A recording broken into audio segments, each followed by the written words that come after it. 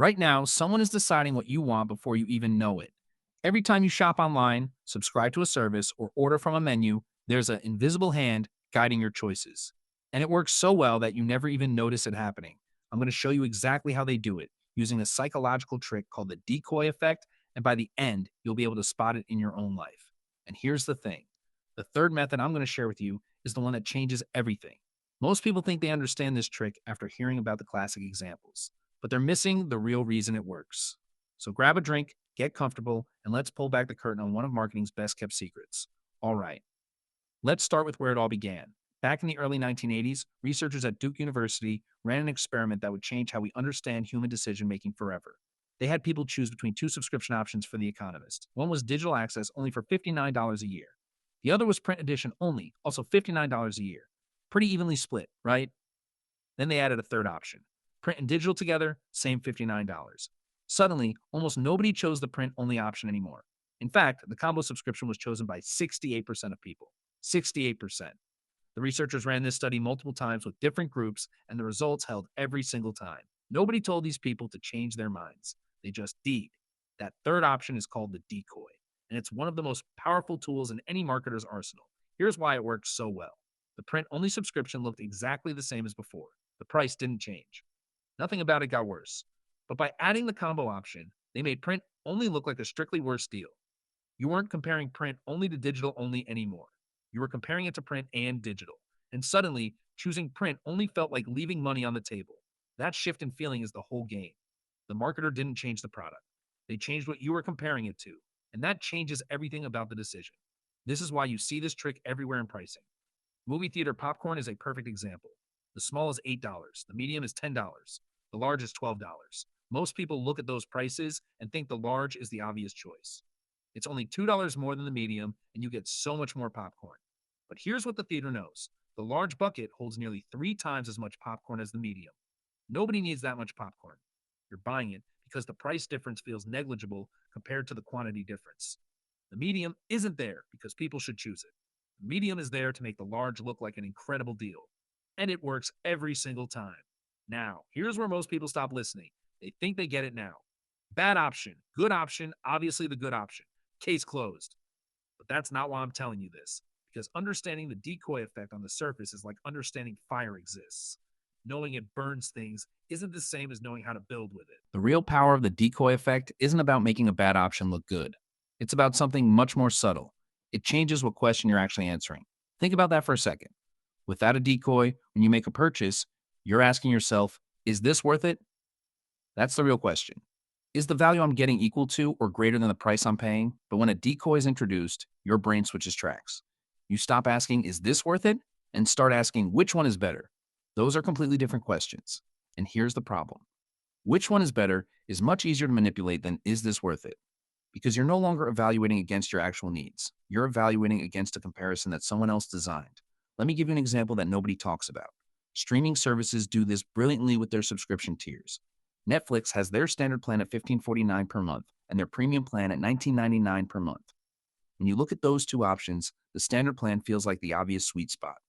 It's cheaper, it has most of the features, and the premium is only $4.50 more. But here's what they're not telling you. The real decoy isn't the premium plan.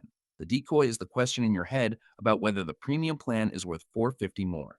Because once you're asking that question, you've already accepted that you need a paid streaming service. You've already decided that the value of having unlimited entertainment at your fingertips is greater than zero. The decoy didn't help you pick Netflix over its competitors. The decoy helped Netflix extract more money from you within their own ecosystem. That's a completely different game, and most people never even realize they're playing it. All right, so we're at the midpoint here. If you're finding this interesting, hit subscribe.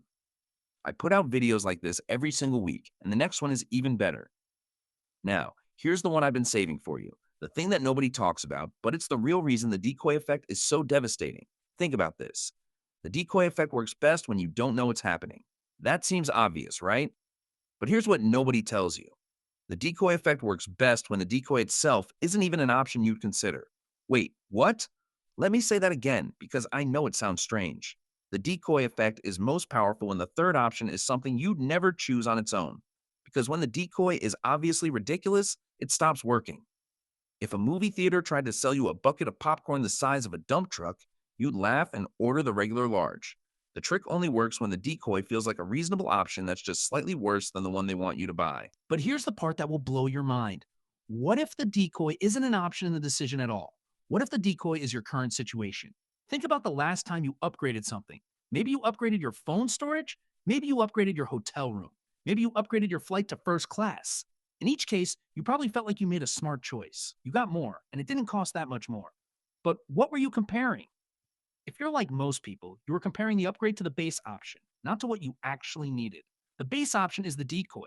It was never meant to be the answer. It was meant to make the upgrade feel reasonable. And the comparison you're making wasn't between the upgrade and your actual needs. It was between the upgrade and the decoy. That's the secret. The decoy doesn't just change which option you pick, it changes the entire frame of the conversation. Once you understand this, you start seeing it everywhere. Car dealerships do this. They show you the base model first, then the fully loaded model with every feature, then they put the sweet spot model in the middle. The sweet spot isn't the answer. It's designed to make you feel smart for choosing it. Restaurants do this on their menus. The most expensive dish goes near the top right, where your eyes naturally land first. Then comes a second expensive dish. Then the prices start dropping. Everything in the middle suddenly feels like a reasonable choice by comparison. You're not comparing the $16 pasta to what you'd pay at another restaurant. You're comparing it to the $34 lobster tail you saw 30 seconds ago. And suddenly, $16 feels like a steal. Here's what you can do about it. The next time you're faced with three or more options, pause. Before you compare them to each other, ask yourself one question. What would I choose if this middle option didn't exist? If the answer is the base option, then the middle option is a decoy designed to make you spend more than you need to. If the answer is the premium option, then you actually needed it all along, and that's fine. But asking the question is the key. Because as soon as you enter the comparison game, you've already accepted the frame that someone else built for you. So here's the recap. The decoy effect is a cognitive bias that makes you shift from asking, is this worth it, to asking, which one is better? Marketers exploit this by introducing a third option that makes their target option look like the obvious choice. You see this in Economist subscriptions, movie theater popcorn, iPhone storage tiers, streaming services, car dealerships, restaurant menus, and just about every other place where choices are presented to you. The decoy works best when you don't notice it. And it works even better when the comparison you're making isn't the one you should be making in the first place. But here's the thing. Now that you know how it works, you can't unknow it. Every time you see a pricing menu with three tiers, you'll see the architecture behind it. Every time you're offered an upgrade, you'll ask yourself what the upgrade is actually for. And that awareness alone is worth more than any of the specific examples I've shared today. So if you got value from this, do me a favor. Share it with someone who needs to see behind the curtain. Hit that subscribe button if you haven't already. And come back next week because I've got something even more eye opening coming your way. Until then, stay sharp.